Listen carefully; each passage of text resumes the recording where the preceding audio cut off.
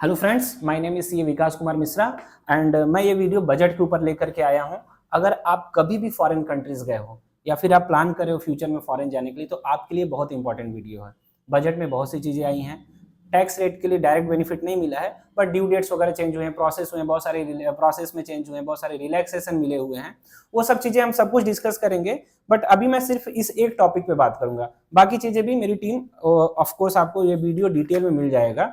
एक कंफ्यूजन है लोगों को ब्लैक मनी एक्ट से रिलेटेड। क्या है, जैसे कि कभी कोई पर्सन अगर फॉरेन गया हुआ है, फॉर एग्जांपल अगर आप फॉरेन गए हो एज अ स्टूडेंट भी आप गए होगे या फिर आप एम्प्लॉयमेंट के लिए गए होगे, बाद में आपने वहां से वापस आ गए। जब आप एज ए स्टूडेंट गए थे तो आपने क्या किया था, आपने एक अकाउंट ओपन किया वहां पे, सेविंग अकाउंट। जब आप वापस आए वो अकाउंट क्लोज नहीं किया, हो सकता है उसमें 2-3 लाख रुपए बैलेंस पड़े होंगे आपके, राइट।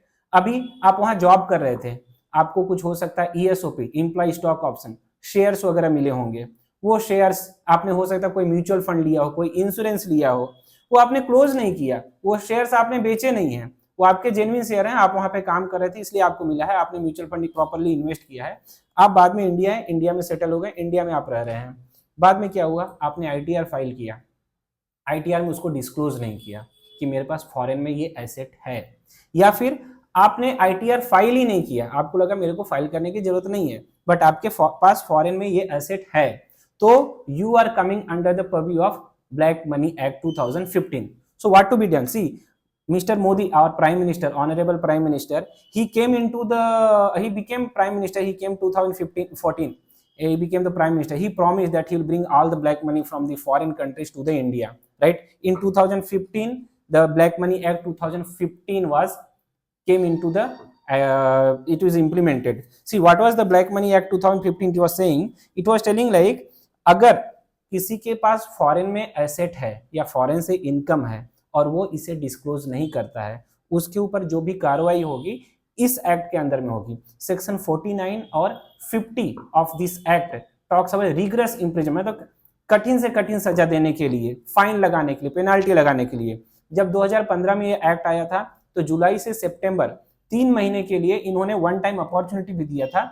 जिसने पहले पुराना कोई भी एसेट है डिक्लेयर नहीं किया है, वन टाइम ऑप्शन है, आप डिक्लेयर करो, फाइन वगैरह पे करो, पेनाल्टी पे करो, और आगे आपके ऊपर कोई भी एक्शन नहीं लिया जाएगा। उस टाइम जिन लोगों ने ऑप्ट किया, डिक्लेयर किया तो ठीक, जो लोग नहीं कर पाए उनके ऊपर बाद में इस एक्ट के अंदर में एक्शन लिए जा रहे हैं। बहुत सारे लोगों को नोटिस आ रहा है कंटिन्यूअसली। अभी मेरे ही एक क्लाइंट को आया है, data has been shared by the foreign jurisdiction showing that you held or earned foreign asset or income but you have not declared in your ITR. So however, scheduled foreign asset was not included in your ITR. ये ऐसा एक देखिए मेरे client को message आया हुआ है। अब क्लाइंट ने मुझे बोला कि मैंने कुछ डिक्लेयर नहीं किया, उसने मुझे इंफॉर्मेशन ही नहीं दिया। क्या था उसके पास, वो बहुत पहले फॉरेन में रहता था, उसको एम्प्लॉय स्टॉक ऑप्शन मिला हुआ था, उसको मालूम ही नहीं था कि वो डिक्लेयर करना है। मैंने जब पूछा सारा डिटेल दो, मैंने उसको ये भी बोला था कि हाँ आईटीआर में फॉरेन एसेट ये सारा कुछ भी डिक्लेयर होता है, सारा कुछ जो चेकलिस्ट, एक standard checklist as an auditor हम लोग देते हैं, वो हमने दिया हुआ था, बट उसने ध्यान नहीं दिया। It was a genuine mistake, but he received this notice कि उसको जो है कि उसको फॉरेन एसेट इनकम है और उसने डिक्लेयर नहीं किया हुआ है। Under which act he is going to be assessed, black money act 2015। Black money act 2015 में हैवी पेनाल्टी है, जेल भी हो सकती है। पर क्या एक 2-3 लाख रुपए के लिए ऐसा एक्ट में, इस एक्ट में उसको असेस करना ये सही है? मुझे नहीं लगता है कि सही है। इसलिए इस बार के फाइनेंस बजट में गवर्नमेंट ने क्या किया, one time foreign asset disclosure scheme for small tax payer ये लेकर के आया है। 6 मंथ का विंडो है। इसमें क्या है कि अगर आपने पहले कोई आपका फॉरेन एसेट है या फॉरेन इनकम है, आपने डिस्क्लोज नहीं किया या डिक्लेयर नहीं किया अपने आईटीआर में, वन टाइम अपॉर्चुनिटी मिलेगी, आप डिस्क्लोज करिए, उसको डिक्लेयर करिए। और अगर आपको फॉरेन एसेट है जो कि आपने एक जेन्युइन इनकम से उसको परचेज किया था, उस एसेट को, अनडिस्क्लोज इनकम से नहीं, हाँ, अगर जेन्युइन इनकम से आपने उसे परचेज किया था एसेट को, आप अभी डिस्क्लोज कर दीजिए, 1 लाख का पेनाल्टी रहेगा, and after that no action will be taken. If it is a foreign income you are having and you have not disclosed before, you can disclose that foreign income, 30% tax plus 30% penalty आपको लगेगा, and after that no action will be taken. See, I'll tell you now. One of my client told me, it's a funny thing. What he said, like, I am having the foreign income. If I am declaring the foreign income, I am getting 30% tax plus 30%, 100% of the tax amount, like 30% penalty. So totally 60%. What I will do, I will purchase one asset from that income, and I will declare the asset itself, and I have to pay only 1 lakh rupees. So it is not going to work like that. The income from which you have purchased that property, it should not be undisclosed income.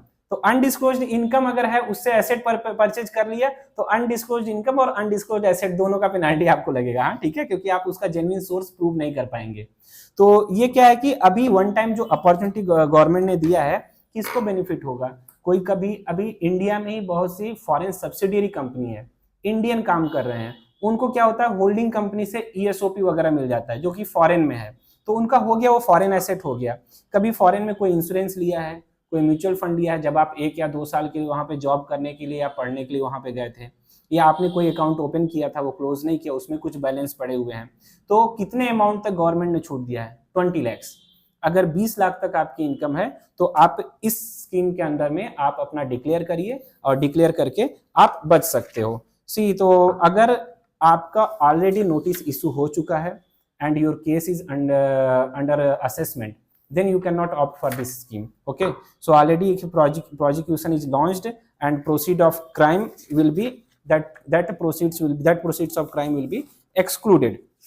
Another thing they have said, like, अगर ये amendment जो मैं अभी second बोलने जा रहा हूँ, इसको रेट्रोस्पेक्टिव चेंज किया गया है फ्रॉम दी अक्टूबर 2024 से ही। क्या चेंज किए हैं? अगर कोई पर्सन जो कि डिस्क्लोज नहीं करता है फॉरेन एसेट या income in future, I am telling, and वो खाली 20 लाख तक ही है, तो उसके ऊपर जो पेनाल्टी, रिग्रेस, इम्प्रिजनमेंट, ये सारा कुछ लगा हुआ था, अंडर सेक्शन 49 एंड 50 उसके ऊपर रिग्रेस, इम्प्रिजनमेंट नहीं लगेगा। बट हाँ, इसमें इमूवेबल प्रॉपर्टी को इंक्लूड नहीं किया गया है, other than immovable property. Immovable property मतलब लैंड या प्रॉपर्टी कुछ ऐसा है, अगर लैंड या प्रॉपर्टी लिया हुआ है और वो आपने डिस्क्लोज नहीं किया है, तब तो आपको वही ब्लैक मनी एक्ट के अंदर में ही आपके ऊपर एक्शन लिया जाएगा। But it's like may be small asset, like small saving account और सम काइंड ऑफ एफडी और insurance, mutual fund you are having, some saving bank account balance you are having, and you forgot to disclose it up to 20 lakhs rupees. If it is crossing 20 lakhs rupees, then you will not be considered under this new amendment. तो फिर आपके ऊपर under section 49 और 50 में action नहीं लिया जाएगा। Okay, and एक और टॉपिक मैं लूंगा, it is a small topic, it's regarding block assessment, क्योंकि कहीं ना कहीं से दोनों रिलेटेड मुझे लगे। ब्लॉक असेसमेंट क्यों? अगर किसी के ऊपर रेड पड़ती है, for example I will tell you, अगर किसी पर्सन के ऊपर रेड पड़ती है, उस रेड में क्या होता है, mister Ram, I for example से एक मिस्टर राम है, उनके घर पे रेड पड़ी और वहां पे मिस्टर घनश्याम एक हैं, उनके नाम का कोई चिट्ठा मिला कि हाँ, उन्होंने, घनश्याम ने भी इतने पैसे यहाँ से कमाए हैं। मान लो राम एक कॉन्ट्रैक्टर है, घनश्याम एक सब कॉन्ट्रैक्टर है। अब जब घनश्याम का नाम आया कि वो सब कॉन्ट्रैक्टर है और उसने 1 लाख रुपए रिसीव किए थे और उसने अपने इनकम में वही 1 लाख रुपए डिस्क्लोज नहीं किया है, तो क्या होता था मालूम है? पूरे ब्लॉक असेसमेंट होते थे घनश्याम का। मिला है किस साल से? मान लो it relates to financial year 22-23, तो 22-23 का मिला है, 21-22 का मिला नहीं मिला, 23-24 का मिला नहीं मिला। लेकिन अब क्या होगा ना, पूरा 5-6 साल के लिए मिस्टर घनश्याम का भी असेसमेंट होता था कि पूरा ब्लॉक असेसमेंट होगा, आपका भी पूरा वेरीफाई किया जाएगा। अननेसेसरी घनश्याम के ऊपर भी प्रेशर आता था, भाई उसके यहाँ तो रेट पड़ी नहीं, उसका 1 साल का एक अमाउंट मिला हुआ है, तो वो साल देखो ना, बाकी साल क्यों देख रहे हो? अब फिर से उसको अलग से हायर करना, अननेसेसरी किसी प्रोफेशनल को हायर करना, सारा डॉक्यूमेंट देना, अननेसेसरी था सब। तो अभी गवर्नमेंट ने क्या बोला, अगर किसी एक पर्सन के पास रेट पड़ती है और दूसरे पर्सन का नाम कुछ उसमें आता है कि उसने भी अनडिस्क्लोज इनकम रखा है, कुछ डिक्लेयर नहीं किया है, तो जिस साल का उसका मिलता है, जैसे अगर एक स्पेसिफिक ईयर का मिला कि इस ईयर में उसने इनकम कमाई थी और डिस्क्लोज नहीं किया, खाली उस ईयर का ही असेसमेंट होगा, नोटिस जाएगा, बाकी पूरा ब्लॉक असेसमेंट नहीं होगा। तो ये 2 इंपॉर्टेंट चीजें थी। इसके अलावा आपको बाकी चीजें भी हम लोग अपडेट करेंगे one by one. in few days we'll update everything, we'll give the detailed analysis. Stay tuned. Thank you.